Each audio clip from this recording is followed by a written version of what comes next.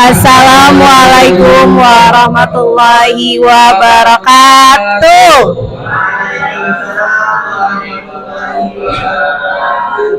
Alhamdulillah Pak Jai, kita hari ini bertemu dengan Bapak Ibu guru hebat, Masya Allah. Ceria-ceria juga ya. Makanya bajunya warna-warni Pak Jai, betul.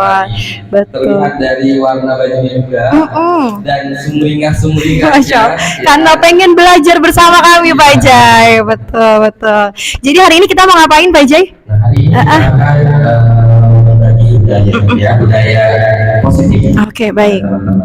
Oke, baik. Berarti sebelum kita memulai, mungkin kita bisa hadirkan puji syukur kehadirat Allah Subhanahu wa taala ya Pak Jai ya.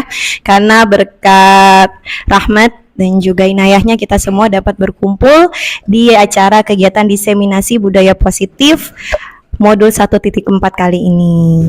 Yang terhormat kepada Bapak Dian Agustianto selaku Kepala Sekolah SMPT Al-Biruni dan kepada Bapak Aris selaku perwakilan dari Kepala Sekolah SDIT Al-Biruni dan segenap dewan guru T Al-Biruni dan juga SMPT Al-Biruni nih Pak Jai. Iya betul. Jadi tepuk tangan buat kita semua. Jadi alhamdulillah hari ini nggak cuma dihadiri oleh Bapak Kepala Sekolah saja Pak Jai, tapi ditemani oleh teman-teman hebat lainnya. Betul. Dewan guru juga ya. Iya betul, dan tenaga kependidikan seperti itu. Oke, sebelum itu kita awali acara ini dengan membaca basmalah terlebih dahulu. Baik, Pak Jai. Acara ini lancar, tidak ada kendala apapun ya. Betul, baik. Mari kita mengucap basmalah bersama-sama. Bismillahirrahmanirrahim. Oke, ya baik. Susunan acaranya Sabtu ada pembukaan Pak Jai. Betul. Yang kedua ada pembacaan ayat suci Al-Quran yang akan dibacakan langsung oleh Kepala Sekolah SMPT Al-Biruni, yaitu Bapak Dian Agustianto. Dilanjutkan dengan menyanyikan lagu Indonesia Raya yang akan dipimpin oleh Pak Atma Jaya. Selanjutnya yaitu ada sambutan. Sambutan yang pertama akan disampaikan oleh Bapak Aris selaku perwakilan dari SDIT Al-Biruni. Lalu proses terakhir dan penutup. Betul. Baik, Pak Jai, setelah kita melaksanakan kegiatan pembukaan, acara selanjutnya yaitu pembacaan ayat suci Al-Quran yang akan dibacakan oleh Bapak Dian Agustianto.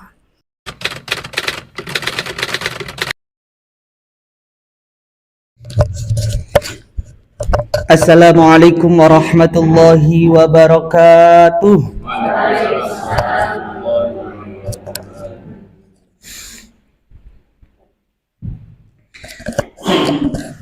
A'udzu billahi minasy syaithanir rajim.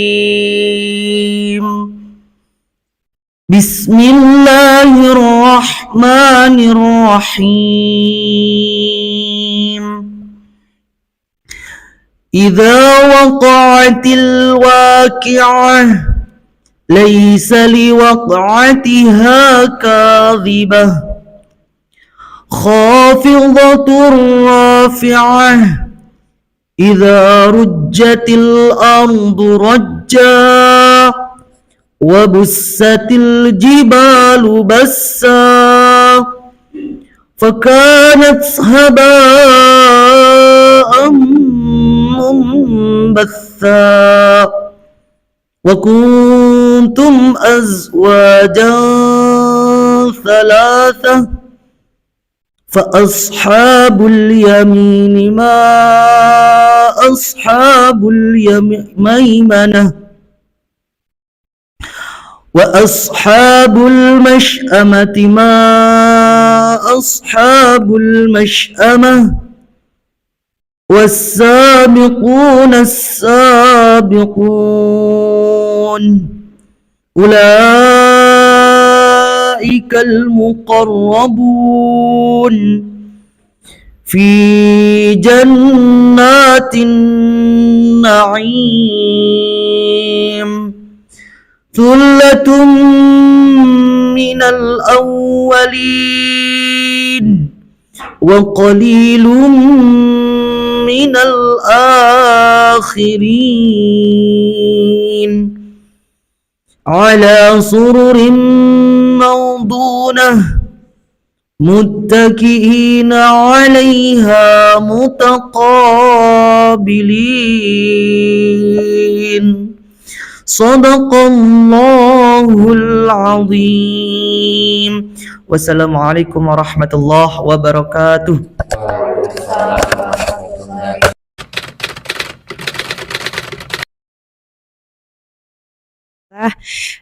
Terima kasih kepada Pak Dian yang telah membacakan ayat suci Al-Quran pada kegiatan hari ini. Selanjutnya apa Pak Jai? Nah, selanjutnya kita agar lebih nasionalis lagi, kita akan menyanyikan lagu Indonesia Raya, betul. Pada Bapak Ibu semuanya, dan akan berdiri. Hiduplah Indonesia Raya. Indonesia tanah airku, tanah tumpah darahku. Di sanalah aku berdiri, jadi pandu ibuku. Indonesia kebangsaanku, bangsa dan tanah airku. Marilah kita berseru, Indonesia bersatu. Hiduplah tanahku, hiduplah negeriku, bangsaku, rakyatku semuanya. Bangunlah jiwanya, bangunlah badannya untuk Indonesia Raya. Indonesia Raya, merdeka, merdeka, tanahku, negeriku yang ku cinta. Indonesia Raya, merdeka, merdeka, hiduplah Indonesia Raya. Indonesia Raya, merdeka, merdeka, tanahku, negeriku yang ku cinta. Indonesia Raya, merdeka, merdeka, hiduplah Indonesia Raya. Selesai. Hadirin dimohon untuk duduk kembali.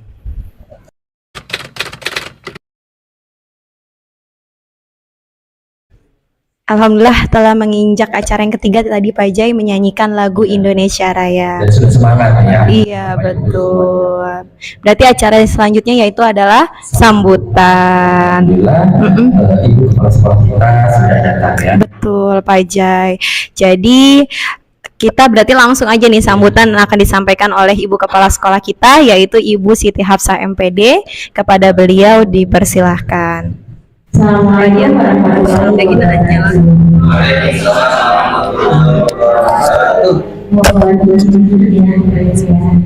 Alhamdulillah,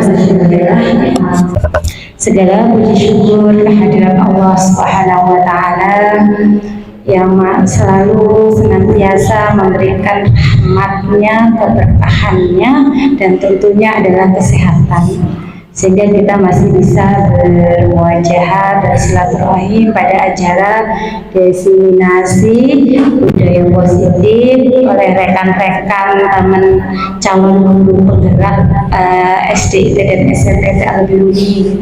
Luar biasa ya. Selamat, saya ucapkan selamat bisa sampai tahap ini, itu luar biasa, dan diharapkan Bapak dan Ibu semuanya nanti ikut di sini lagi pembukaan angkatan 11. Karena di guru penggerak ini luar biasa ilmunya, walaupun kelihatan capek ya Bapak Ibu, capek banget ya, tapi di situ adalah ilmu yang luar biasa gitu, dan itu tidak kita temukan di dalam bangku kuliah.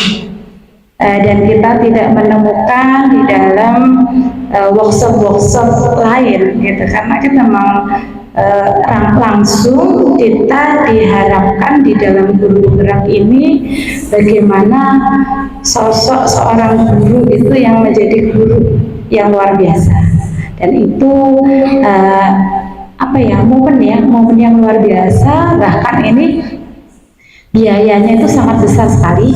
pemerintah mengeluarkan untuk program guru penggerak itu luar biasa gitu.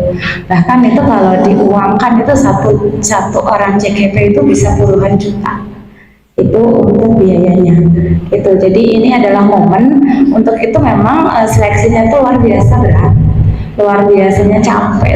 Dari seleksi saja sudah luar biasa gitu. Ada seleksi esai.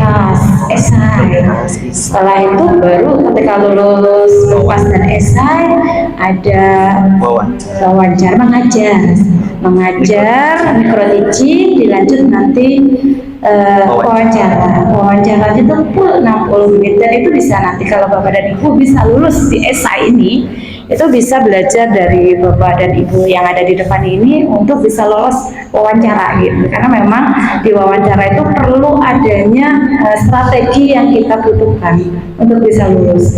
Nah, kalau sudah lulus bukan berhenti Bapak Ibu, masih ada diklat pendidikan selama 6 sampai 8 bulan itu non-stop.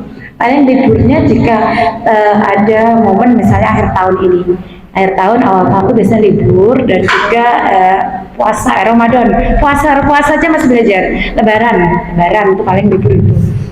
Dan itu kalau kita niatkan benar-benar ingin belajar itu dapatnya luar biasa, karena memang ketika lulus guru penggerak itu tidak ada dapat, kalau dari PPG kan ada tuh tunjangan, tapi kalau guru penggerak itu tidak ada tunjangan setelahnya, tapi ilmunya itu yang diperoleh itu luar biasa gitu, dan akan menambah semangat kita sebagai seorang guru, seorang pendidik dalam menghadapi anak-anak.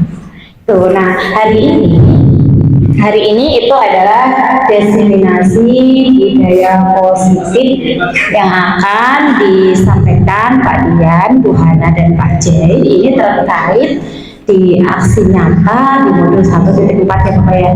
Dan ini Bapak dan Ibu mohon nanti bisa dicermati dengan baik. Ini salah satu program yang mana nanti langsung berhubungan dengan anak. Ya, di budaya positif ini bagaimana kita berinteraksi dengan anak-anak di dalam kelas kita itu. Jadi nanti waktu mungkin nggak banyak ya Pak ya, jadi dicermati dan dipahami dengan baik. Harapan saya dari rekan-rekan guru penggerak ini dapat memberikan teladan, dapat memberikan contoh bagi teman-teman yang lain, dan juga menjadi penyemangat yang lain. Di sini ruhnya semangat belajarnya itu patut ditiru, karena memang nggak kenal lelah, bukan tidak kenal lelah, bahkan ketika harus mengejar deadline tugas itu bisa sampai tengah malam gitu. Itu memang perjuangan untuk harus menyempatkan benar-benar waktu dan membuat part-part ya, rule agenda mana nih yang harus saya selesaikan dulu. Karena kalau ditunda, kalau nanti nih buat Bapak dan Ibu yang ikut guru penggerak, sekali kita menunda maka itu akan numpuk kerjaan. Sekali menunda, 1 minggu menunda, 2 minggu menunda, udah nggak kebayang bagaimana harus mengejarnya. Jadi ini pesan saya nih juga pada Bapak dan Ibu, jangan sekalipun untuk menunda kegiatan setiap partnya, karena kegiatan ini tuh selalu berjalan terus, tiap waktu itu berjalan terus. Hari ini adalah misalnya di Alur Merdeka ya, hari ini mulai diri, besok sudah eksplorasi konsep, besoknya lagi sudah ruang kolaborasi, besoknya udah langsung di demonstrasi konseptual ya, sampai ke aksi nyata. Itu luar biasa. Tetapi kalau kita jalani benar-benar dijalani sesuai rule-nya, itu akan mudah dan nggak akan sampai lembur sampai tengah malam. Nah itu saja. Jadi hari ini semangat untuk mengikuti diseminasi ini dengan baik dan bisa diterapkan di kelas tempat itu semua. Terima kasih. Assalamualaikum warahmatullahi wabarakatuh. Terima kasih kami ucapkan kepada Bu Hafsah yang telah memberikan sambutannya pada kegiatan diseminasi budaya positif hari ini Pak Jai. Dan juga memberikan spirit ya buat kita. Betul. Dan mengingat kembali betul. perjuangan kita awal-awal Iya. mengikuti Betul TGP sekali. 9 ini. Betul, salah satunya adalah kami sudah melewati 3 tahapan Bapak Ibu guru semuanya, di mana kami telah membuat esai dengan minimal karakter tuh ada yang 1.500, ada yang 2.000, lalu Jadi tidak boleh kurang dan tidak boleh lebih ya. iya betul, dan tahapan yang kedua kami mulai simulasi mengajar. Simulasi mengajar pun itu hanya 10 menit dengan dengan Pembukaan, pembuka sampai penutup. Itu harus 10 menit. Dan yang mengetes adalah orang-orang hebat dari seluruh Indonesia, Bapak Ibu. Jadi yang menentukan asesornya adalah dinas seperti itu. Lalu tahapan terakhir adalah tadi disampaikan juga oleh Bu Hafsah, simulasi wawancara Pak Jai. Di wawancara itu sendiri bocoran aja ya. Iya, bocoran. Iya, betul. Untuk wawancara sendiri jangan terlalu tinggi. Jadi yang telah kita lakukan saja. Betul. Perubahan sekecil apapun itu perlu dihargai dan diapresiasi. Perubahan yang kita bawa sekecil apapun itu punya nilai lebih dari diri kita. Betul. Termasuk anak-anak cuman ngantri cuci tangan doang nih Pak Jai. Itu merupakan budaya positif yang terbentuk walaupun hanya kecil aja. Nah, itu bernilai untuk diri kita. Jadi, itu tadi adalah gambaran tahapan-tahapan Bapak Ibu guru kalau betul. Kita ini semangat lagi untuk mengikuti dan mendaftar untuk angkatan 11 nanti ya. Iya, tentunya terdapat nilai mandiri untuk mengembangkan diri Pak Jai supaya menjadi guru yang lebih baik lagi dan berpihak kepada murid seperti itu. Baik, acara selanjutnya itu Pak Jai. Nah, sebelum kita ke materi, kita bikin asyik dulu nih. Oke, baik. Teman semuanya ya. Oke, boleh Pak Jai. Oke.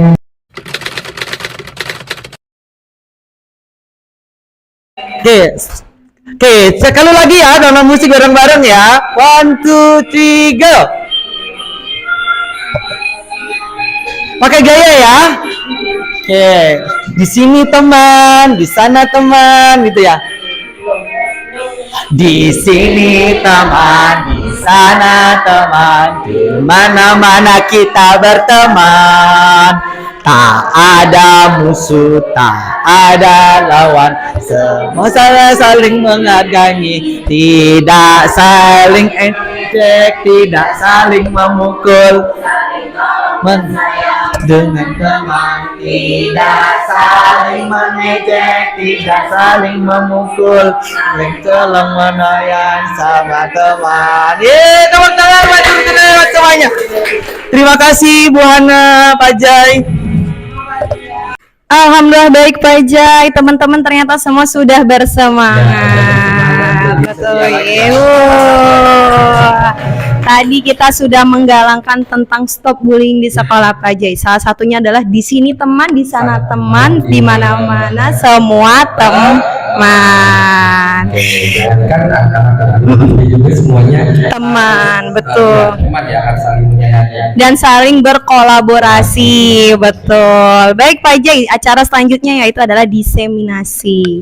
Baik Bapak Ibu semua, diseminasi kali ini kami akan menyampaikan 3 materi ya Bapak dan Ibu, benar ya Pak Dian ya? Betul. Jadi yang pertama adalah tentang nilai kebajikan dan pembuatan keyakinan kelas. Lalu yang kedua yaitu adalah teori posisi kontrol guru ya. Dan yang terakhir nanti akan disampaikan oleh master kita Pak Dian tentang segitiga restitusi.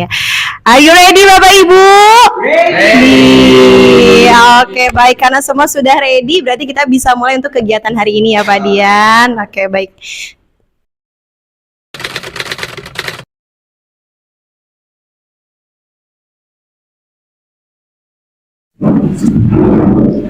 Oke Bapak dan Ibu semua, Assalamualaikum warahmatullahi wabarakatuh. Waalaikumsalam warahmatullahi wabarakatuh.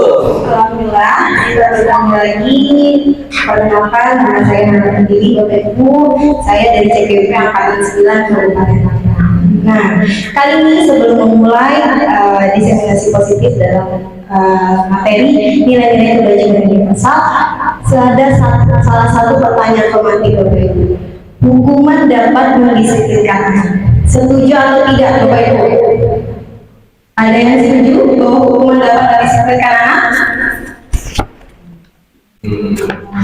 Ada yang tidak setuju? Waduh, kayaknya abstain deh. Antara setuju Bu, soalnya kan kali-kali kita baru memberi hukuman. Tidak setuju Bu, tidak selalu hukuman menyelesaikan. Betul seperti itu Bapak Ibu. Oke, baik. Kalau begitu boleh lanjut ke pertanyaan romantik selanjutnya kalian. Setuju atau tidak setuju hukuman dan konsekuensi itu sama? Tidak setuju. Yang setuju boleh tangan? Oke, berarti tidak setuju semua. Kira-kira kenapa tidak setuju Bapak Ibu? Apa yang membedakan antara hukuman dan konsekuensi? Ada yang ingin mengungkapkan pendapatnya? Oh, silakan Pak Zul. Boleh. Mengapa hukuman dan konsekuensi itu tidak sama, Ustaz? Hukuman dan konsekuensi itu tidak sama, karena kalau hukuman itu biasanya dari pihak yang memberikan hukuman, misalnya antara guru itu dari pihak gurunya. Kalau konsekuensi itu lebih dua pihak, karena ada kesepakatan gitu ya.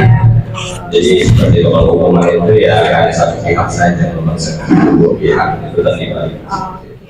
Kalau tidak salah berarti betul ya.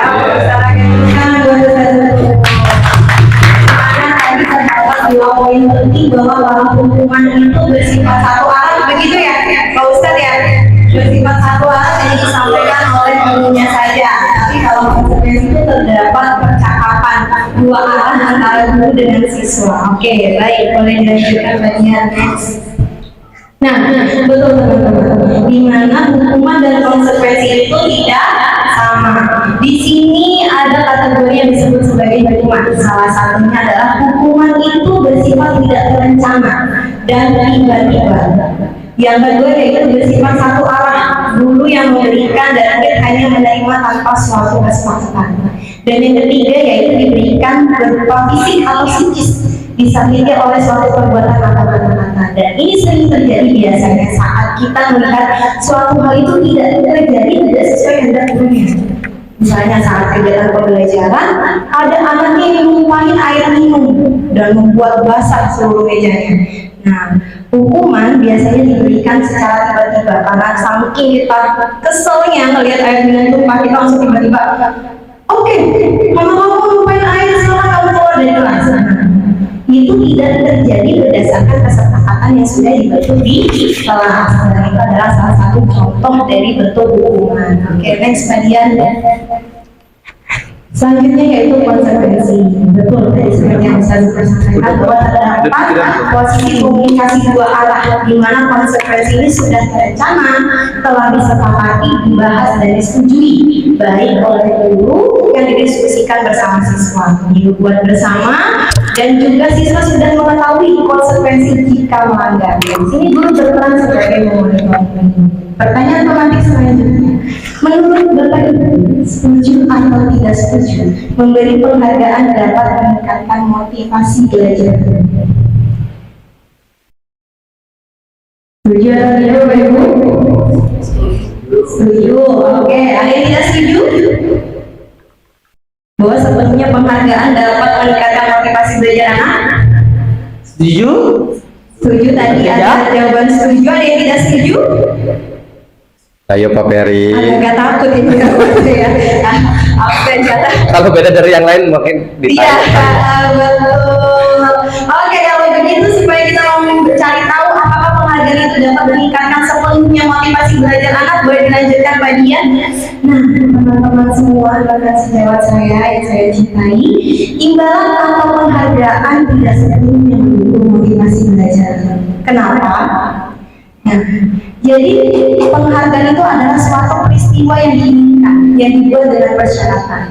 Kalau anak itu baik, maka dia akan mendapatkan sebuah penghargaan. Ketika kita menginginkan seseorang melakukan sesuatu yang kita inginkan, maka penghargaan itu diperoleh.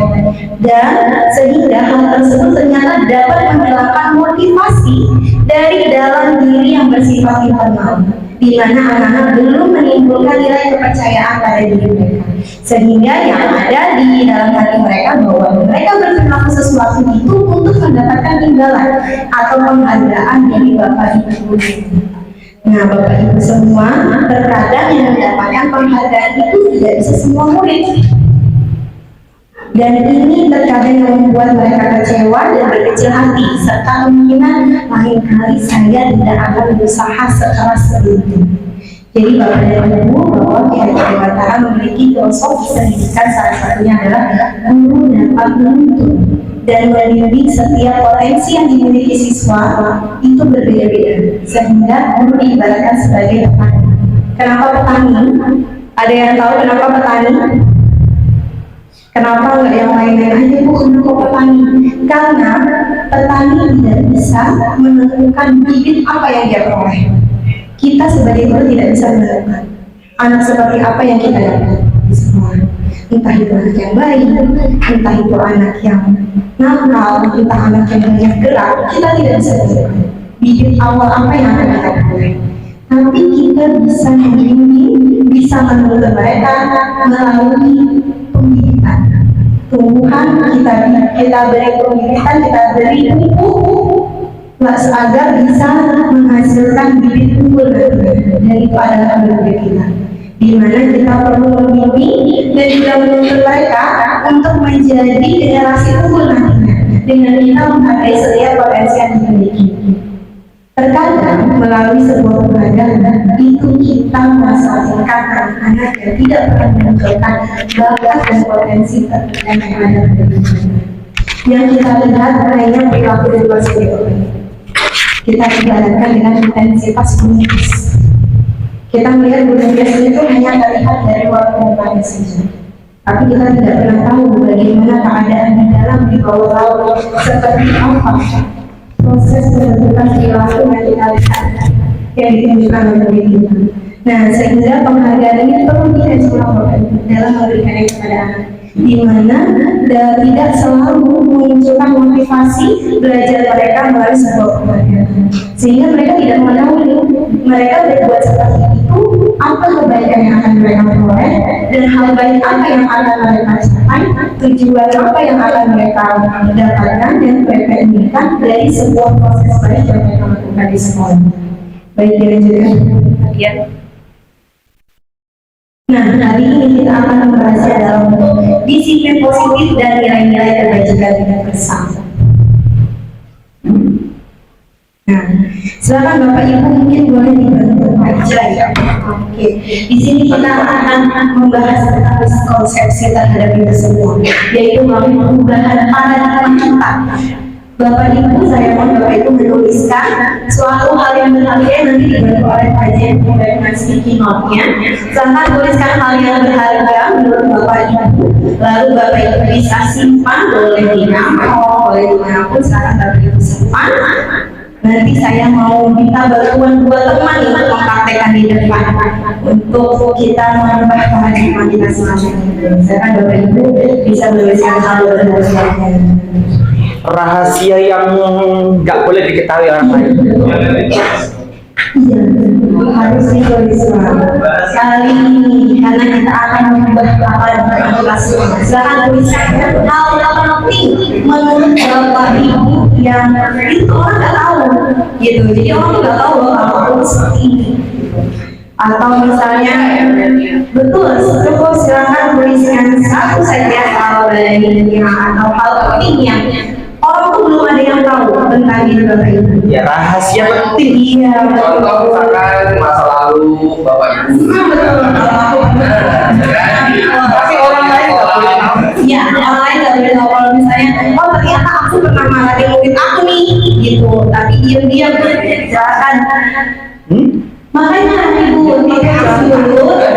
Ini nggak akan gitu, nggak tidak akan dikumpulkan. Jadi Tidak akan dikumpulkan. kita akan berubah paradigma kita semua terkait hal itu. Nggak akan dikumpulkan itu. Tidak akan dikumpulkan. Betul. Rahasia besar Ibu. Iya, betul. Apa yang orang tuh belum ketahui, gitu ya, betul. Jadi melalui saja itu tidak akan dibaca. Gak akan dibacakan dan itu menjadi rahasia penting ibu dan bapak. Soalnya semua manusia itu mempunyai rahasia sendiri. Hanya berapa? 1 menit aja nih. Ya, 1 menit aja. Boleh. Dan itu nggak ada yang boleh tahu rahasia. Oke, kalau begitu sudah Bapak Ibu ya pertanyaannya ya. Oke, kalau sudah saya memanggil bahwa laki-laki dan perempuan untuk memanggilkan beban Mungkin bisa dilihat dari raut mukanya ya Bu Han.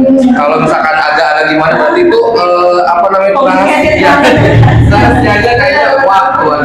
Oke, silakan. Saya mau minta tolong Ustaz Ferry balik. Oke, mari tepuk tangan untuk Ferry.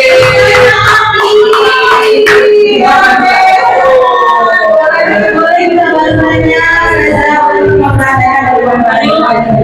Oke, kali ini yang berperan.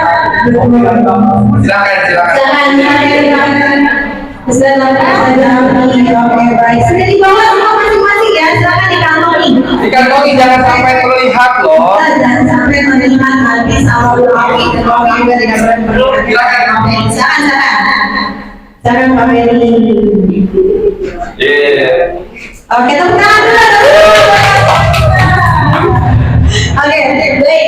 Saya tidak sepakat Bu Afi atau Pak Ferry yang akan mencoba sekuat tenaga dengan berbagai lakukan. Ya, membujuk. Silakan.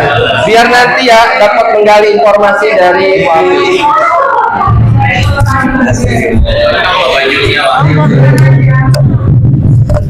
Oh, Ayo dua dong. di siapa dulu sweet lah sweet. Siapa yang ngerayu ya? Apa gunting batu kertas? Udah.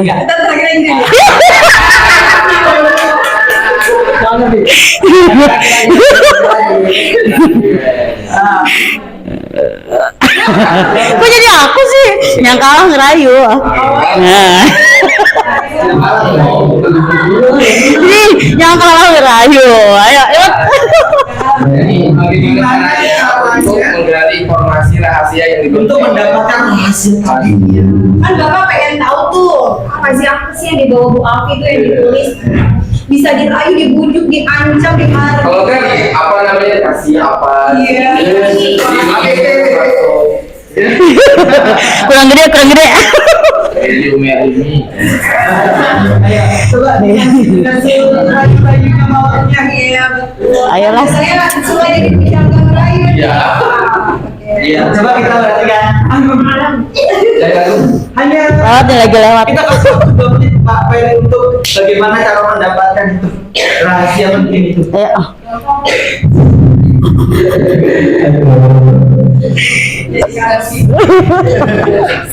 Ayo cepet. Biar cepet selesai.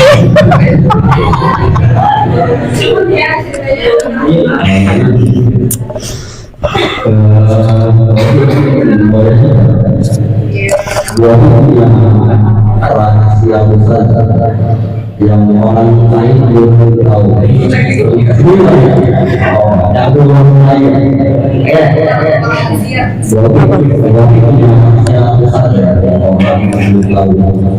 Kepo banget sih. Namanya rahasia nggak boleh kasih tahu.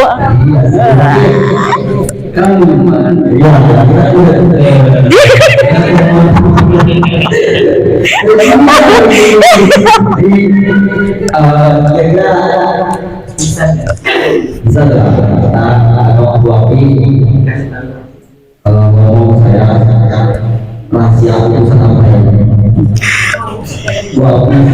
Oke, kasih alasan dulu kenapa saya harus kasih tahu. Beri 3 alasan.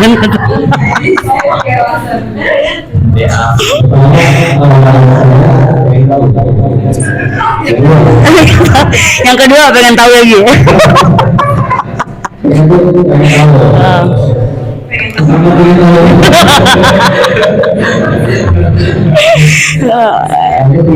Siapa tahu saya bisa menjadi solusi dari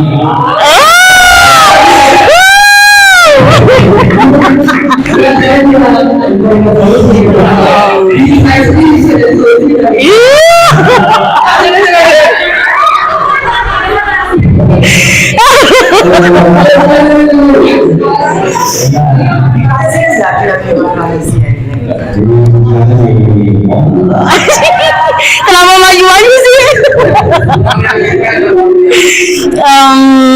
Untuk saat ini apa dengan mengucap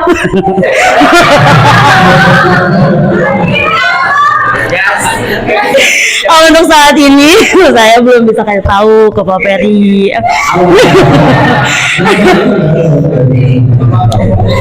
Apa ya alasannya, karena memang ini rahasia pribadi saya dan saya belum menemukan bahwa Pak Ferry ini harus tahu gitu. Alasan gitu. Itu Pak Ferry. Ayo kita dulu. Rahasia di sendiri itu khawatirnya tidak berubah. Ya, rahasia ya disimpan sendiri.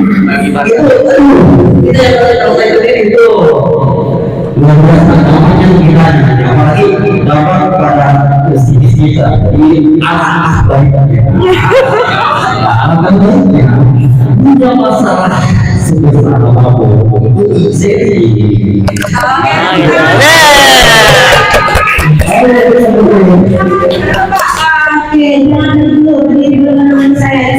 Saya mau cari tahu apa yang ada di sudut pandang Raffi sehingga Bapak tidak mau memberitahukan hal penting itu, dan apa yang ada di sudut pandang Bapak, kenapa Bu Raffi tidak mau memberitahu? Saran Bu Raffi, kenapa Bu Raffi tidak mau banget untuk memberikan itu kepada Pak Ferry? Ya itu karena memang satu rahasia pribadi ya. Dan namanya rahasia kan nggak bisa sembarang orang untuk tahu gitu kan. Seperti itu. Oke, rekan Bu Raffi. Ya udah Pak Ferry, kenapa sampai Bu Raffi juga percaya sama Pak Ferry untuk membongkar itu semua? Mungkin pertama itu rahasia apalagi yang kalau rahasia besar tidak semua orang bisa jadi mau bicaranya orang tersebut. Terus juga mungkin saya pernah ya jadi saya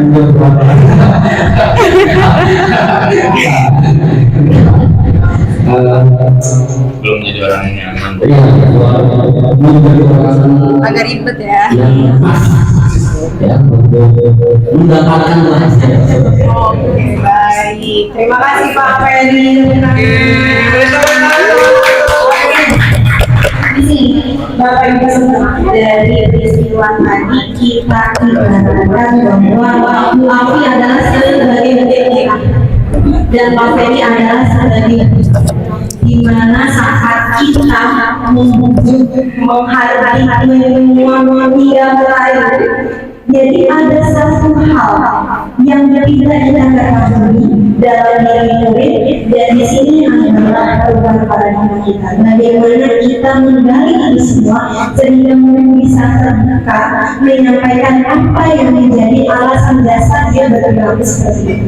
Terkadang kita menemukan anak-anak yang berperilaku luar biasa, lalu terima kasih. Tidak lagi Bapak Ibu berperilaku luar biasa, sehingga kita perlu mencari cara bagaimana cara kita mengetahui dasar dari perilaku yang kita lihat, yang kita lakukan, apa yang mendasari tersebut. Dan itu merupakan salah satu pemenuhan dari kebutuhan dasar murid kita sebagai manusia. Ya. Nah, di sini ada perkembangan paradigmanya melalui teori kontrol atau teori pilihan. Jadi Bapak Ibu di sini terdapat 4 perubahan paradigma teori kontrol. Kontrol salah satunya adalah ilmusi kontrol. Bapak Ibu semua, murid juga manusia sama seperti kita. Kita tidak berhak untuk memaksakan diri mereka sama seperti diri kita. Saat kita berhasil untuk mengontrol murid itu bukan karena apa-apa Bapak Ibu, tapi karena mereka yang mengizinkan kita untuk mengontrolnya. Jadi tidak ada yang berhak untuk mengontrol diri kita selain diri kita sendiri. Begitu pun dengan diri kita. Ilusi bahwa kritik dan membuat orang merasa bersalah dapat menyebabkan kata. Setuju apa itu? Setuju, betul. Bahwa kritik itu, ilusi bahwa kritik dan membuat orang merasa bersalah itu dapat menyebabkan kata. Tentu kita akan menantikan motivasi yang terkenal yang ada pada diri murid kita. Ilusi bahwa semua penguatan positif, efektif dan bermanfaat. Tentu hal ini dapat dipatahkan kalau hanya kita beri sebuah penguatan, tidak ada kebiasaan dan perilaku yang dicontohkan oleh seorang guru, maka itu semua sia-sia. Dan ilusi bahwa orang dewasa memiliki hal untuk memutuskan, dan orang dewasa itu adalah kita sebagai guru semua. Baik Bapak Ibu, di sini siapa sesungguhnya yang memiliki kontrol? Yang memiliki kontrol adalah saat kita mencoba mengubah orang berpandangan dengan kita. Yang kontrolnya adalah kita berusaha memahami pandangan orang lain tentang dirinya. Begitupun dengan kita. Murid kita memiliki sudut pandang yang berbeda satu dengan yang lainnya. Jadi diharapkan guru dapat memahami dan menghargai setiap sudut pandang yang ada pada diri kita. Yang kedua yaitu perilaku guru dilihat sebagai suatu kesalahan. Tadi Bapak Ibu bahwa setiap manusia memiliki kebutuhan dasar. Salah satunya ada kesenangan, penguasaan, dan itu semua perilaku memiliki tujuan. Setiap yang dilakukan oleh diri kita memiliki tujuan. Orang lain bisa mengontrol saja. Tapi kontrolnya adalah hanya kita yang bisa mengontrol diri kita sendiri. Dan itu pula berlaku untuk murid kita. Pemaksaan ada pada saat rujukan kita. Saat rujukan kita tidak berhasil. Nah, kamu harus mengerti. Nah, lalu kita paksa itu mengerti. Tentu hal itu menjadi gagal. Yang dibutuhkan adalah sebuah kolaborasi dan konsensus menciptakan pilihan-pilihan baru. Ajak murid untuk berdiskusi, menentukan cara atau pilihan mereka ingin menjadi pribadi seperti apa. Jangan membatasi sebuah kesalahan yang mereka lakukan untuk mengikuti apa yang kita inginkan. Yang terakhir yaitu model berpikir menangkal. Kita harus mengubahnya menjadi model berpikir menangkal. Karena tidak ada yang tahu semua menang dengan potensi kemampuan masing-masing. Ini sering dijumpai ya? Iya, betul Pak Dia. Dan di sini adalah penggambaran disiplin positif berdasarkan teori kontrol pilihan oleh Dr. Williams. Bapak Ibu, saat disiplin positif Anda tidak bisa mengontrol orang lain, hanya Anda yang bisa mengontrol diri sendiri. Belajar kontrol diri dengan menggali potensi kita agar tercapai tujuan kita, yaitu sesuatu menjadi seseorang yang kita inginkan berdasarkan dari diri kita sendiri. Dan ini merupakan motivasi intrinsik berasal dari dalam diri kita. Sehingga semua perilaku itu memiliki tujuan. Tidak semata-mata dia lakukan itu tanpa tujuan yang berdasar. Mungkin ada sesuatu hal yang dia coba untuk penuhi, sehingga kita perlu untuk menghargai diri sendiri melalui nilai-nilai kebajikan universal yang dibentuk menjadi energi kelas.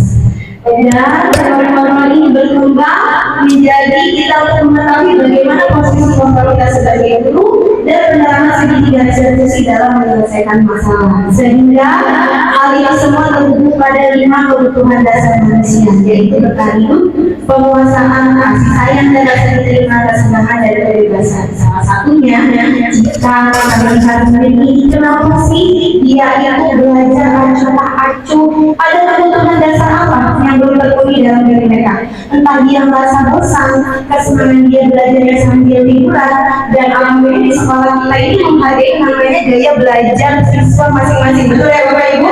Bahwa kita memperbolehkan anak-anak boleh dalam keadaan liburan atau duduk di meja sesuai dengan keinginan dan juga dalam proses mereka hanya untuk mendasar mereka dalam kegiatan belajar. Tepuk tangan bagi kita semua. Baik sekalian, oke. Baik Bapak dan Ibu, itu tadi adalah salah satu bentuk disiplin positif. Dan ini adalah miskonsepsi dari kata disiplin. di mana disiplin ini memiliki arti yaitu belajar.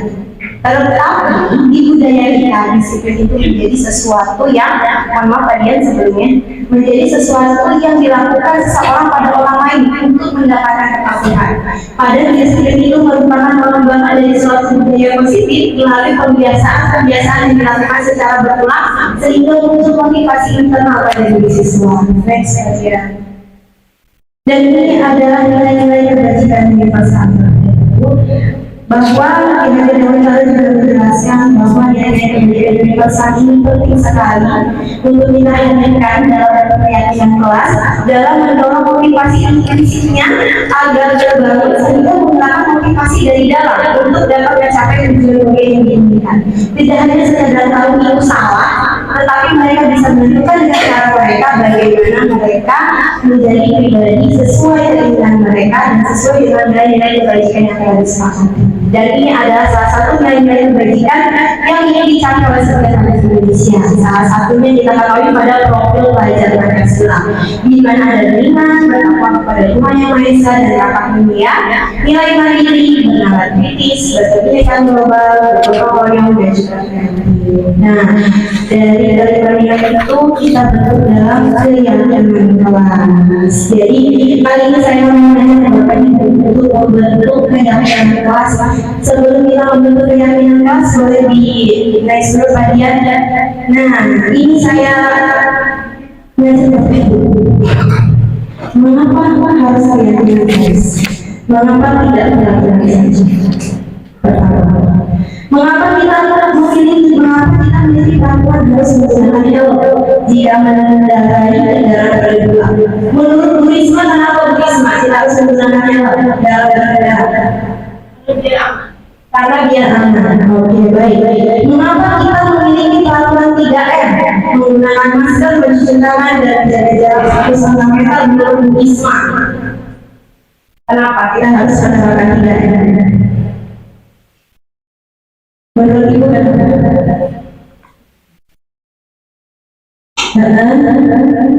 masker, mencuci tangan dan menjaga jarak 1 meter. Menurut Ibu kenapa kita melakukan itu?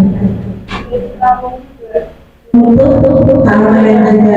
Oke, baik. Dan yang terakhir, mengapa kita memiliki peraturan harus dalam tepat waktu pada saat mengikuti pelatihan bersama? Kenapa? Kenapa kita harus dalam tepat waktu? Tidak tertinggal sesuai yang oke, biar tepat waktu dan sesuai dengan yang dilakukan.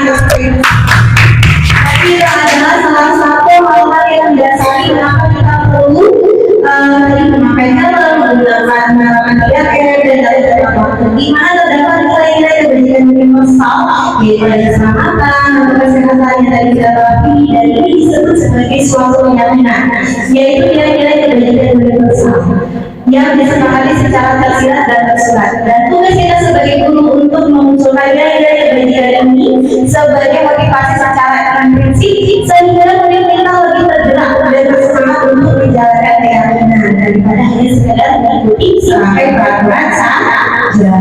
Oke, baik-baik ya. Di sini Bapak Ibu, murid-murid perlu mendengar dan memahami arti sesungguhnya tentang peraturan-peraturan ini.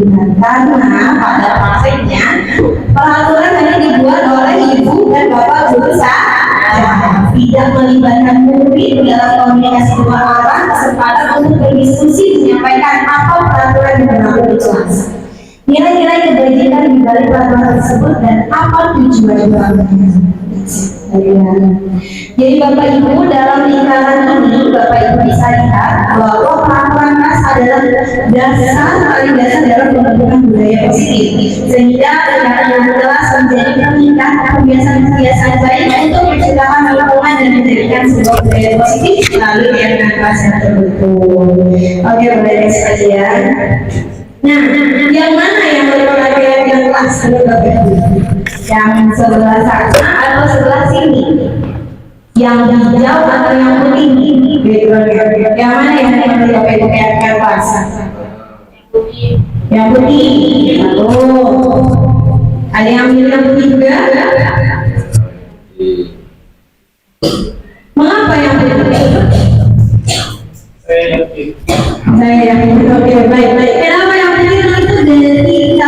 bahasanya saja sudah berbeda.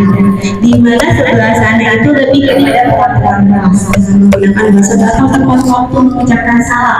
Tetapi di bagian itu di sini berisi nilai-nilai kebaikan universal. Salah satunya adalah bahwa kami guru dan murid saling menyayangi. Salah satu peraturannya adalah kita tidak boleh bertengkar. Sehingga dikembangkan menjadi keyakinan kelas kami guru dan murid yang saling menyayangi. Kami murid yang semangat belajar. Peraturan di kelasnya adalah tidak boleh malas ketika belajar. Keyakinan kelas yaitu kami murid yang semangat belajar. Dan ini adalah salah satu contoh keyakinan kelas yang akan kita Oke, baik, next. Nah, ini adalah kegiatan pendalaman Bapak Ibu. Salah satunya menggunakan tabel P dan G, di mana kita mengetahui nilai-nilai apa yang ingin kita hadirkan di kelas, mengenai keyakinan, mengenai kebaikan dari pasal tersebut, sehingga kita bisa mengetahui apa yang diinginkan oleh diri kita juga. Ya, baik. Nah, di sini salah satunya Bapak Ibu tadi saya jelaskan, mengajarkan kalian. Nah, sekarang Bapak Ibu kita akan mengubah sedikit kata-kata peraturan ini menjadi keyakinan kelas.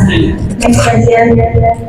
Di sini saya sudah memberikan jawabannya. Yang pertama yaitu selalu kembalikan buku ke tempatnya. Nah, nilai keyakinan kebajikannya yaitu adalah tanggung jawab. Dilarang mengganggu orang lain, menjadi keyakinan kelas menghormati orang lain. Hadir di sekolah 15 menit sebelum pembelajaran dimulai, yaitu menghormati orang lain dan juga nilai komitmen. Dilarang melakukan kekerasan, nanti keyakinannya yaitu keselamatan dan menghormati orang lain. Dilarang menggunakan narkoba, karena kebajikannya yaitu menjaga kesehatan, bergantian atau menunggu giliran, yaitu menghormati orang lain dan juga keselamatan, dan menggunakan masker bagian dari kesehatan hingga zaman berlari kelas atau koridor. Nah, ini kita ubah menjadi kalimat keyakinan kelas, yaitu nilai kebajikan dan benar-benar adalah keselamatan dan Oke, saya juga bagian. Nah, Bapak Ibu, pada tadi kita telah mengenal keyakinan kelas. Saya mau minta tolong bagi Bapak J untuk kita menganalisis. Menurut Bapak Ibu, peraturan apa saja yang berlaku di kelas? Peraturan ya Bapak Ibu. Saya minta tolong untuk dituliskan dalam bentuk sticky note yang nanti akan saya tempelkan mengenai peraturan apa saja yang selama ini berlaku di kelas. Konsep.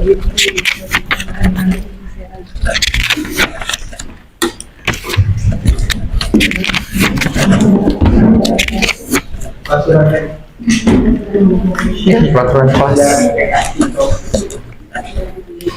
Betul, peraturan yang selama ini ada berlaku di kelas peraturan yang berlaku dari keyakinan. Minimal berapa Buhan? Minimal satu. Minimal satu apa dua? Maksimal satu berarti ya. Satu lagi Bapak Ibu, karena kita akan membahas bersama nanti keyakinan kelasnya. Misalnya kalau di kelas saya bagian peraturannya tidak boleh menghubungi teman. Kita akan ubah menjadi keyakinan. Apa perbedaan keyakinan sama peraturan? Peraturan itu biasanya dan juga keyakinan apa? Bapak Ibu, peraturan biasanya bersifat satu arah dan tidak dibentuk untuk menggunakan bahasa yang tidak bagus. Tidak boleh, jangan, dilarang. Kata-kata sering kali satu arah. Tidak boleh, Jangan dilarang. itu Salah satu itu adalah peraturan. dan itu kita akan ubah menjadi sebuah keyakinan. Ya, oke, silakan. Sudah bisa diambil. Sebelah sini sudah prepare.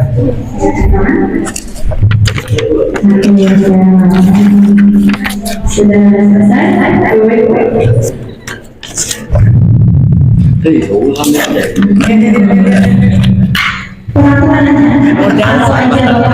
Peraturan kelasnya selama ini Bapak Ibu berlakukan di kelas, boleh.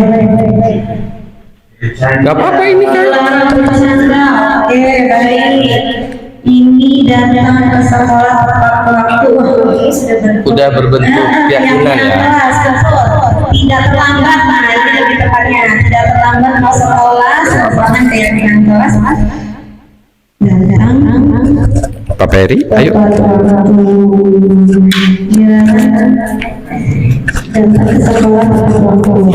Ini izin dulu bila kita keluar kelas. Mengucapkan salam. Mengucapkan salam. Kalau ini ya Bapak Ibu tidak boleh menemani terus juga agar kita serius saling menyayangi dan menyakiti. Tidak boleh mengobrol saat guru menjelaskan. Ini yang lucu nih, dilarang main listrik. Dilarang main listrik. Mungkin itu ya, dilarang untuk main itu, lampu gitu.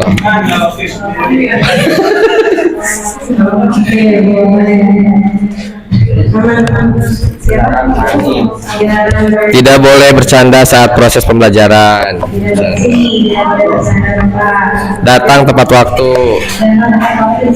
Dilarang berisik.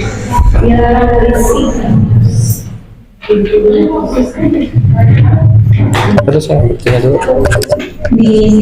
Oke, jadi kita dapat main satu dua tiga Maju belum? Empat poin pertama dari peraturan yang biasa berlaku. Oh masih ada tambahan Pak Jai? Apa nih? Menjaga barang-barang yang ada di kelas. Ini yang paling lucu nih, tidak boleh menyakiti hati seseorang. Ayo. Berat ya, berat ya. Berat loh. Harus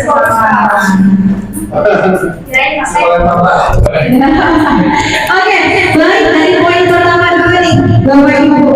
Dari sekian banyak suara kita dapat satu suara tidak boleh bermain di saat jam pelajaran. Menurut Bapak Ibu bagaimana keyakinan Ya, kelasnya? kalimat keyakinan kelasnya apa? Ada yang mau mencoba dari kata-kata tidak boleh bermain saat jam pelajaran?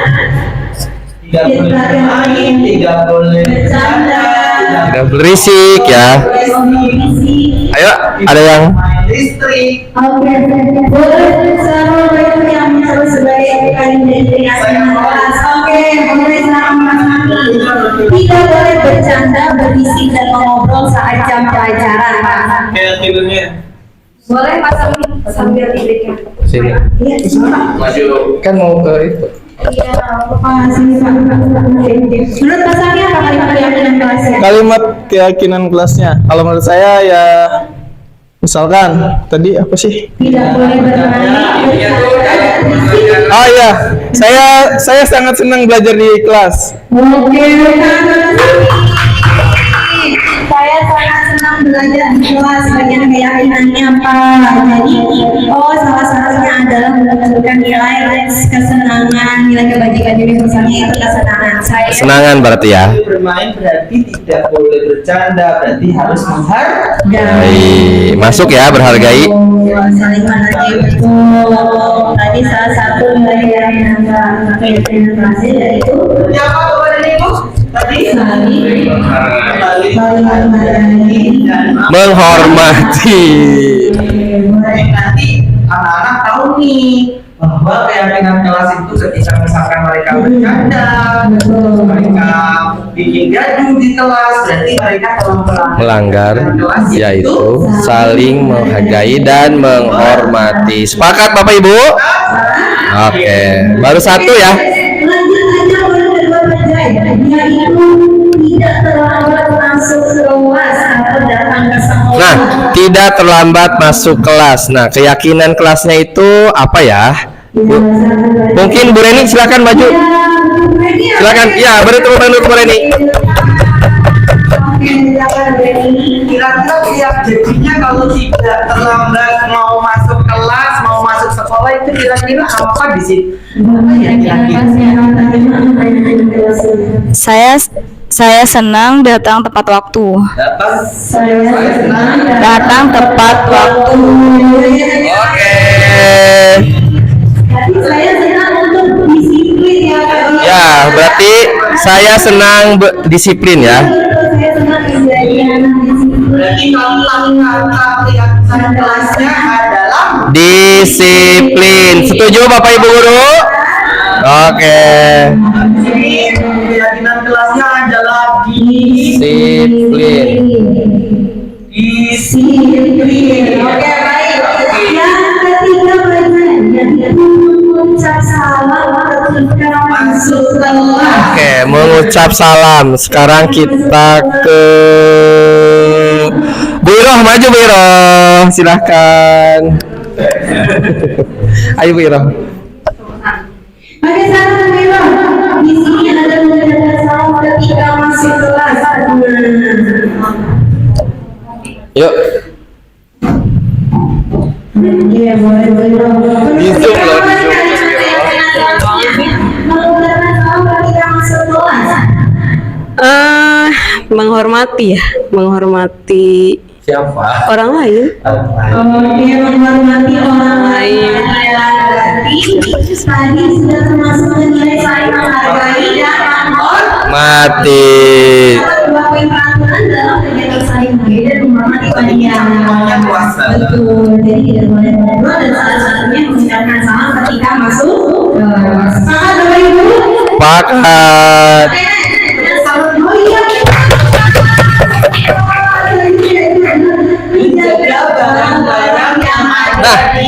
Menjaga barang-barang yang ada di kelas. Bu Isma, silahkan. Bu Salma, silahkan Bu Salma. Bu Salma. Oke.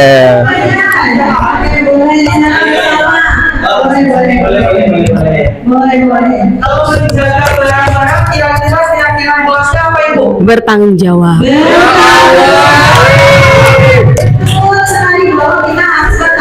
Jawab.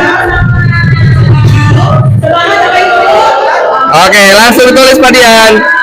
Yang selanjutnya yaitu saling menghargai dan tidak menyakiti orang lain, tidak berkata kasar dan juga tidak boleh menyakiti hati seseorang. Nah, berarti tidak menyakiti seseorang sama itu ya, berkata kasar. Berarti apa ya? Kita sepatin bersama.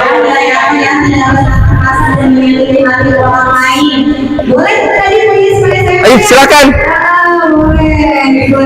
Kayaknya pas banget ya ini kayaknya nih momennya. Sopan dan santun. Sopan santun termasuk nggak ya? Sopan santun. Tidak berkata kasar kan? Berarti tidak berkata kasar ya, atau ya itu adalah saling menghargai dan menghormati. Betul. Untuk sopan santun. Mari kita termasuk dalam saling menghargai dan menghormati. Betul. Dan yang selanjutnya itu izin dulu dilanjutin ke luar kelas Bapak Ibu.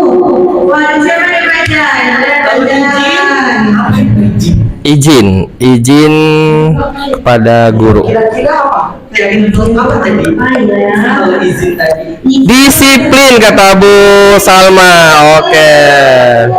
Jadi di sini terdapat 3 keyakinan kelas yang sudah terbentuk. Oke Bapak Ibu, yang pertama adalah saling menghormati Dan menghargai. yang kedua Disiplin dan tanggung jawab. Kalau saya mau tanya nih, ketika ada sampah di kelas atau sampah di lingkungan kelas, di lingkungan luar Sekolah. kelas atau lingkungan sekolah, kira-kira keyakinan apa yang kita bisa tanamkan ke anak-anak? Yuk, siapa? Ini mana sampah loh? Tidak boleh membuang sampah di kelas. Tidak boleh membuang sampah sembarangan.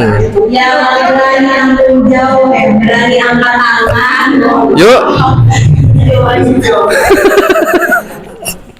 Orang berani angkat tangan.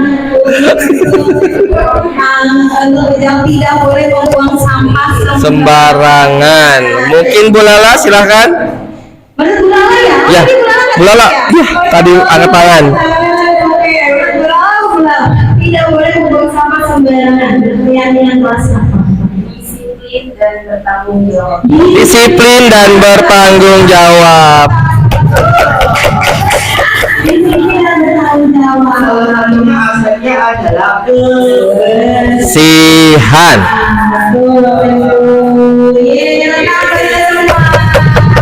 Alhamdulillah kelas kita bersama. Jadi Bapak Ibu silakan kesepakatan kelas yang sudah dibuat di kelas masing-masing didiskusikan kembali dengan murid 3 kelas. Bangun komunikasi 2 arah, ajar mereka agar tetap mengetahui apa yang mereka inginkan dan apa yang mereka ingin dengar dan apa yang ingin mereka lihat dari peraturan kelas ataupun yang sudah ditentukan dalam keyakinan kelas yang telah disepakati. Betul ya Bapak? Oke baik. Selanjutnya kita akan lewat berikutnya Jadi nanti Pembuatannya ya. ketika di kelas sudah punya keyakinan kelas di kelas langsung dieksekusikan, langsung sampaikan ke anak-anak bahwa itu semuanya ada pada di kelas kita. Nanti kelas kita itu akan menjadi apa harapan Bapak Ibu ke depannya. Dan itu nanti next Bapak Ibu akan nyambung banget nih dengan materi berikutnya, yaitu 5 posisi kontrol guru dan segitiga eksekusi dalam pengembangan nilai-nilai keyakinan kelas yang sudah dijelaskan hari ini. Maka materi selanjutnya masih semangat Bapak Ibu. Materi selanjutnya yaitu materi yang kedua tentang 5 posisi kontrol guru. Terima kasih Bapak Ibu mulai kepada Pak Ibu, silakan.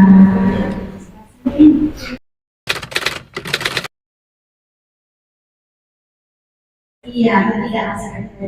Dari kami ya. Silakan Bapak, hal baik apa yang Bapak sudah terima dapatkan dari materi yang telah disampaikan. Baik, alhamdulillah, terima kasih sebelumnya saya ucapkan kepada Pak Jai, Bu Hana dan juga Pak Dian yang alhamdulillah telah benar-benar memberikan pengalaman baru, pengetahuan baru tentunya kepada kita semua, khususnya kepada saya. Yang paradigma atau pengetahuan baru yang saya dapatkan dalam diseminasi ini tentunya banyak ya. Tapi mungkin hanya satu yang saya sebutkan. Banyak. Takut panjang gitu ya, panjang gitu. Di antaranya ya tadi ada yang di sesi pertama itu kita sudah latihan buat antara peraturan dengan keyakinan kelas gitu kan. Dan tadi juga sempat dibahas kalau kebanyakan kita mungkin di sini sudah buat kesepakatan kelas ya, dan ternyata itu berbeda dengan keyakinan kelas. Saya pun sebagai wali kelas sendiri pribadi jujur kesepakatannya belum saya buat, apalagi keyakinan gitu kan.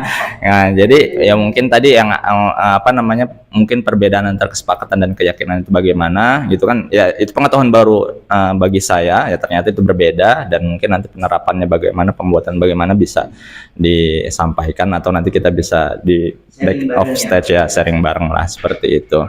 Nah, yang kedua itu tadi satu saya maunya ya, tapi ini kedua nggak apa-apa.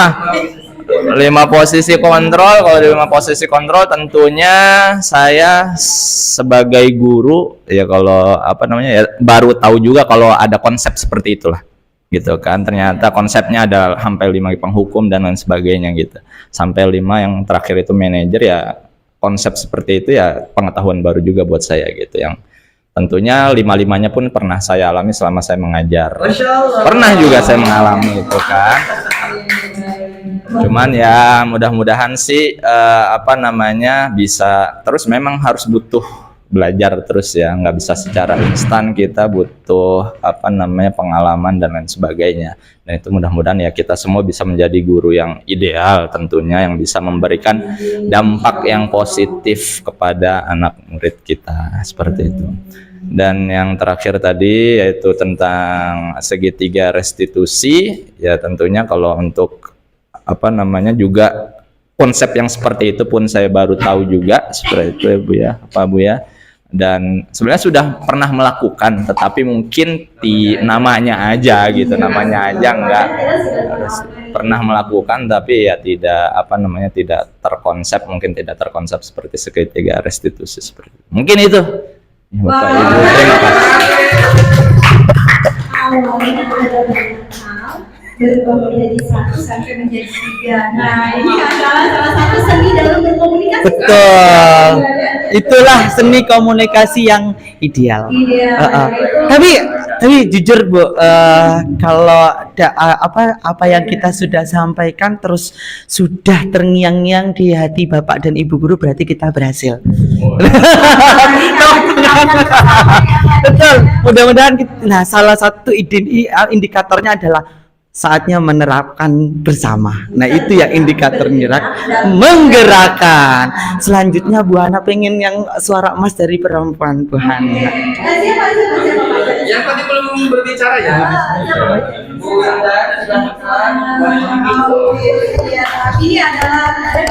Oke, baik, terima kasih Bapak sama Ibu. Nggak banyak sih yang saya sampaikan, cuman tadi yang dibahas Pak Dian, Bu Hana, dan Pak Jai tadi lumayan ada yang oh seperti ini ya.